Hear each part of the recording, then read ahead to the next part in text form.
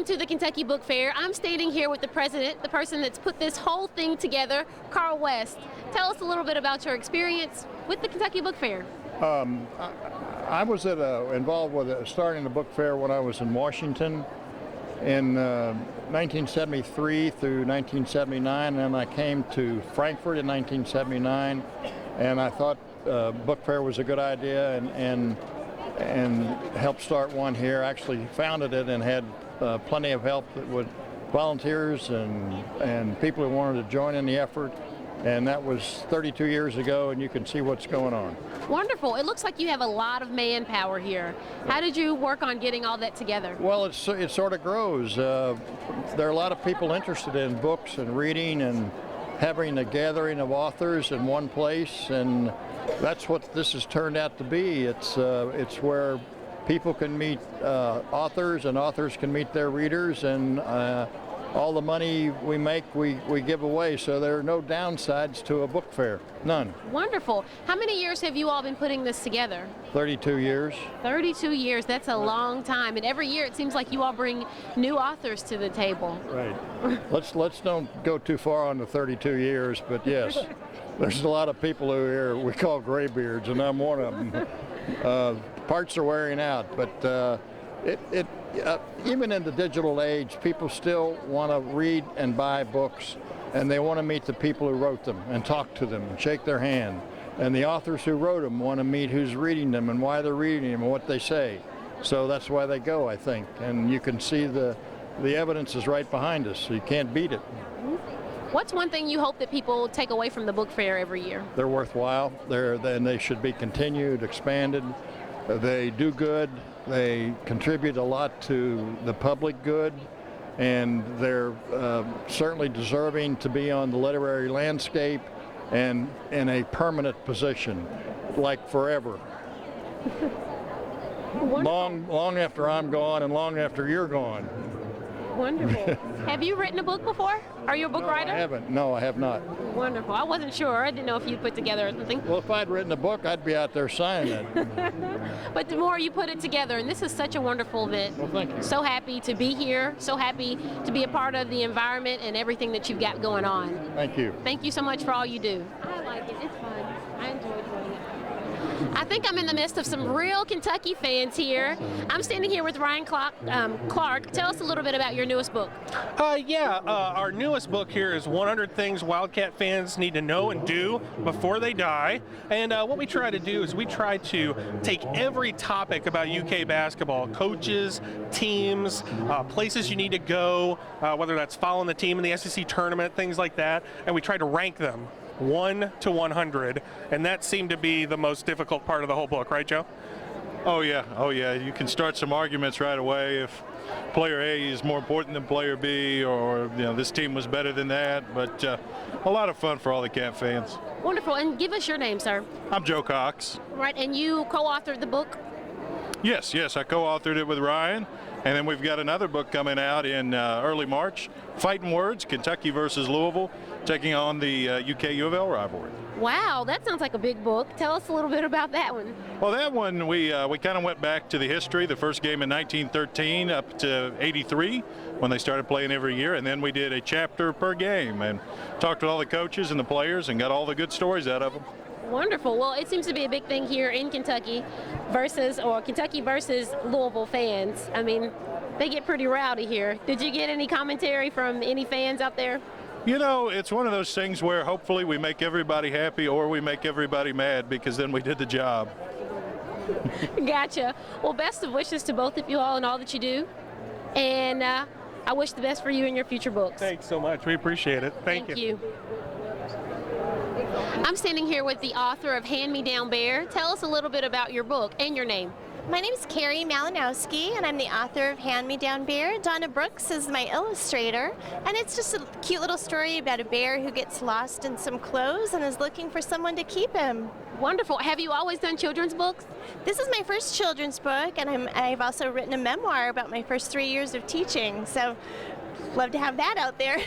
Wonderful. And tell us, what was your inspiration behind starting children's books? Oh, my mom gave me a little tiny bear to keep in my pocket so I wouldn't miss her, and then that was how it was born. Wow, that's how the whole idea came about. Is that what this little bear is? The little bear is for. You can keep him in your pocket. Cute as he can be. Does he have a name? Bo. Bo. His name's Bo. Wonderful. All right, and tell us a little bit, Donna, we'll get you on camera too, about illustrating. I illustrate children's books, Christian children's book for different authors, done it for about 30 years, and I'm here representing different authors, but my work, so this is my second year here. Wonderful. Tell us a little bit about some of the books and which ones are your favorite. Okay, this one, Ivan is a lady author from Florida, Bracado. I like it. It deals with bullying, and this is probably one of my favorites. And then The Rabbit and the Promised Sign was one of the first ones I've done. And it's a religious-based story, but it's about a little rabbit that stays with Jesus in the Garden of Gethsemane. Oh, wow. I love it. I love it. I love it. How long have you been illustrating? About 35 years. 35. Wonderful. Well, I wish you all both the best in all of you do. All right. Thank you all so much for being on air. I'm standing here with the author of Miss Lucy. Tell us a little bit about your book and your name. I'm Judith Owens Lalude, and Miss Lucy is a wonderful antebellum story. She was a slave and she became a Civil War nurse. But what's unique is she was the only woman and the only black in her unit. And they adored her, protected her, and did not give her over to the slave catchers. Wonderful. How did you put this book together, and what was your inspiration behind it? Well, I was invited by the Carnegie Center for Art and History in New Albany, and there's only one picture of Miss Lucy, but they needed more images. And they asked me if I would do a first-person interpretive program, and I did. And that program was accepted by the Underground Railroad Network to Freedom U.S. Park Service. So I thought the only thing missing is the book. And so I wrote her story. It's for 10-year-olds and up, but an easy story to be enjoyed by adults. Wonderful, wonderful. Tell us, you have another story, another book that's out as well, The Long Walk. Tell us a little bit about that one. Yes, The Long Walk is a wonderful story. I was researching for my family who were enslaved in north central Kentucky. And from what I can tell, when they were in Kentucky, it wasn't as harsh for them as it was for a lot of slaves. But in looking at their story, I began to see a lot of incidents of abuse and unhappiness among the north central Kentucky slaves, and I said, this is a story that needs to be told. It's told about bondage, a woman and her young child who grows up, and as soon as he's old enough, they run, and they take your heart with them. It's a riveting story, and I tell people, when you sit down with this book, have time. It won't let you go. Wonderful. Was collecting research in order to put the book together something that was difficult for you? At the time, I was looking for my family's history, but as I came upon other stories, it was difficult because when you look at human beings, you always want to see them well and happy, and the abuse was troubling to me, and I said, it's a story that needs to be told so African Americans can own their history, they can experience it through reading, and if they see my interpretive program, I bring it alive and I make it real. Wonderful. It comes at a wonderful time because the new movie, 12 Years a Slave, is out. What do you think about it so far? Well, that was interesting because the professor who's using my book in her class this quarter called to say that my book parallels the story. When I sat down and I saw the story, my jaw kind of dropped. It was like I was seeing it for the second time. And I had worked so hard on my book and worked so diligently on my characters. It was as if I knew the next line that was coming. Wow. Wow. So I'm sure it was a treat to see. It was definitely a treat to see. It's a movie that I recommend, and I also, along with my book, and if you see that movie and you read my book, you're going to have a gut full of emotion. You're just going to experience a roller coaster ride. Wonderful. Well, I wish you the best in all you do. Thank you so much for all you do. This is a lot of information that I'm sure really needs to get out there. It's a lot of things that we need to know about, especially when it comes to our history. Yes. And well, I'm so proud of this young lady. I'm standing here with Sophia McWilliams, who is a 13-year-old who is writing her own books. Tell us a little bit about your experience writing. Well, I started when I was 12, I was 6th grade in middle school. I am now an 8th grader, and I'm 13. I'll be 14 in 2 months, so I'm almost to the two-year point, but I'm getting there. Wonderful, Miss McWilliams. Tell us a little bit about some of the books that you've written. They seem very creative, and tell us a little bit about it. Okay, well, I wrote the Wielders books. That's what I write. They're kind of like a girls' version of Pokemon. I mean, the truth be told, boys read them too, but they're more of a girls' version because there's 3 girls and 2 guys. It's from pretty much me, or Sophia's point of view, the main character, and she's a girl, of course, so. Wonderful. And is it 5 books that you've put out so far? Yes, 5, and we have a fan fiction we did with our school, so pretty much we told my fellow classmates to write stories about our world, and we turned them into a book. Now, you are quite an accomplished young lady. That's 5 books at the age of 13, and you've also received the Gold Key Award, the Scholastic Award. Tell us a little bit about what that is and what it means to you. Well, it pretty much means I entered and pretty much just like I think 7 or 8 different states competed, and all different schools throughout those. It could be from 12, I think, through 16 when you can enter. So I was 12 the first year I did it. It was last year. I turned in a story about a video game. Actually, it was about people who got trapped in a video game, and I won a Gold Key Award, which means I won out of all 7 of those in that genre, which was fantasy. I won out of all those different. And actually, we went to the winners sheet to see if I won anything, and it actually said under school, it said high school, and the entire fantasy section, I had won everything. Wow, that is awesome. Listen, Sophia, I want to just congratulate you and tell you how awesome of a job you're doing, and to wish you the best in your future endeavors. Thank you. Thank you for being on camera. You're welcome.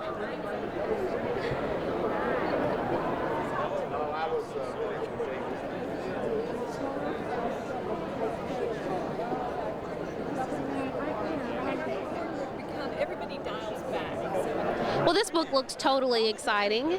I'm standing here with Kenya Turner. Tell us a little bit about your book today. Yes, the book is entitled The Little Cupcake Divas. It's about community, diversity, and cupcakes. Wonderful. And what was your inspiration behind writing it? I have 2 lovely nieces, and I love to read it to them. Well, actually, one who's now 17 when she was little, and actually she was inspiration for the book. Wonderful, wonderful. And what made you call it the Little Cupcake Divas? What are they doing inside? Tell us a little bit about it. The girls, the premise behind the story is that little Mary, who is this character right here, her mom forgot to bake cupcakes for a friend's party. So little Mary runs outside and rallies up Bobby Ann and Chona, and they go in the house and they bake cupcakes. So I kind of take you through the process of baking. Wonderful. And do you like to cook yourself? Yes, I actually own a wholesale bakery that's called Sweet On You in Louisville. Okay, wonderful. So that was your inspiration. You're already cooking. Yes, yes, yes. Gotcha. What are some of your favorite things to make? Wow. Well, in the book, I include the recipe strawberry cupcake, so that's one of my favorite cupcakes. Wonderful. Well, Kenya, thank you so much for being on air, and best of wishes to you and your book. Thank you. Thank you. Hello, I'm standing here with the 2 authors who co-wrote this book called The Kentucky Horse Race. Tell us a little bit about the book and what we can expect from it. Well, we have 2. The Kentucky Bourbon Trail, which is a history of the early Kentucky distilling industry. And we have photographs going back into the, I guess 1869 is our earliest photo. And then our other our other book is on the Kentucky Keeneland Racecourse. How was it collecting the information to get this book together? Well, the Kentucky Bourbon Trail book, we worked with all of the distilleries on the Kentucky Bourbon Trail. So that's Maker's Mark and Jim Beam, and we got to meet the master distillers, and we got to look at all their old photographs and everything. That was cool. And then the Keeneland book, we worked at the Keeneland Library, and they showed us all of their scrapbooks that had been compiled from the very first day that Keeneland opened, and we got to use all of their photographs, so it was a lot of fun. That's the most fun part, really, of doing these books is getting the photographs. Wonderful. Are these the first 2 books that you all have written together? No, we've written, we just finished our 5th one, and they've all been local or Kentucky history. And we were in the newspaper business for a number of years, historians, local historians, and in fact, we met in college. We were both history majors. Oh, wow, sounds like a love story. It is still 47 years, 46 years. Yep. So we've got a lot more books in us, but we're taking our time and doing about one a year. We just completed one, the Kentucky's horse-drawn era, where we talk about all the things that depended on the horse. We tend to forget that our whole civilization was powered by the horse for centuries, and it's been less than 100 years since it disappeared. But we were able to find a lot of information about how the horse impacted industry, agriculture, and just regular society. Well, thank you so much. I've enjoyed having you all on. I wish you all the best in all of your book sales. Once again, this is Berkeley and Janine Scott. Thank you so much. I wish you the best. Thank you very much.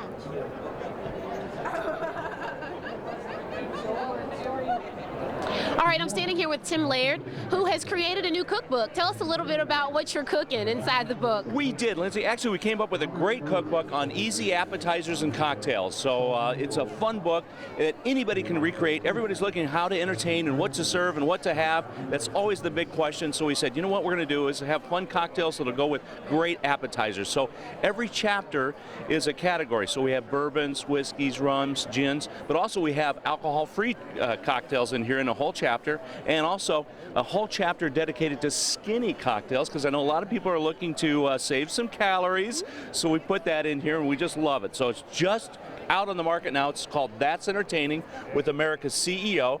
That's me, but it's the Chief Entertaining Officer. It's not the CEO of other corporations that make a lot more money than I do, but we have a lot more fun.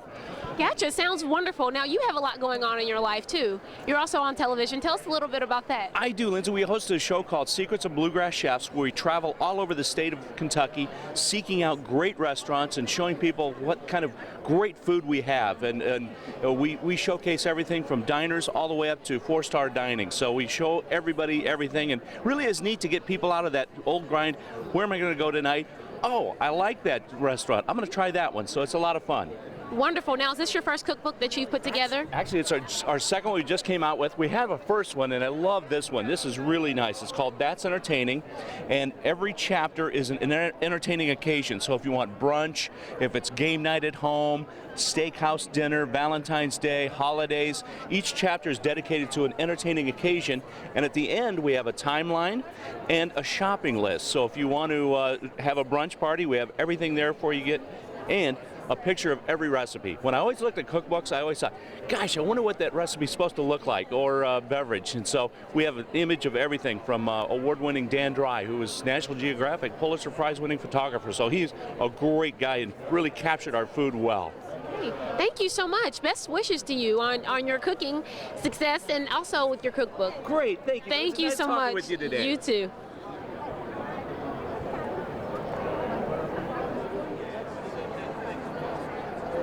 Well, this book certainly caught my eye. I'm standing here with the author. Please give us your name. I'm Katie Startzman. All right, and she is the author of the Knitted Slipper book. Tell us a little bit about what got you started writing this book. Well, I've been a knitting pattern designer for a few years, and there were no books that featured just slippers, and there are so many different ways you can make a pair of slippers, so this book showcases all of those ways. Wonderful. Now I see a wonderful display that you have here.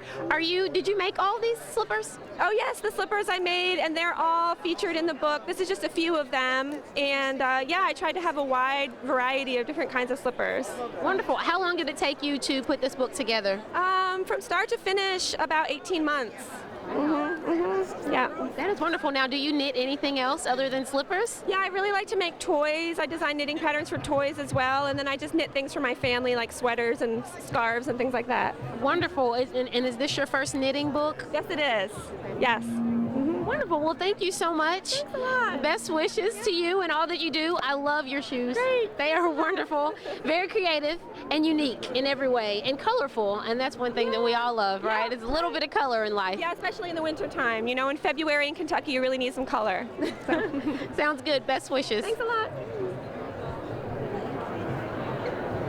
I'm standing here with the author of Man in the Box. Tell us a little bit about your story and your name. All right, my name is Andrew Toy, and The Man in the Box is about a family man with a wife and children, and he finds a fantasy world inside a cardboard box. And it is a dark and dangerous world, very different from his mundane life here at home, and he becomes increasingly addicted to going back, and it's pulling him away from his family. It's very, very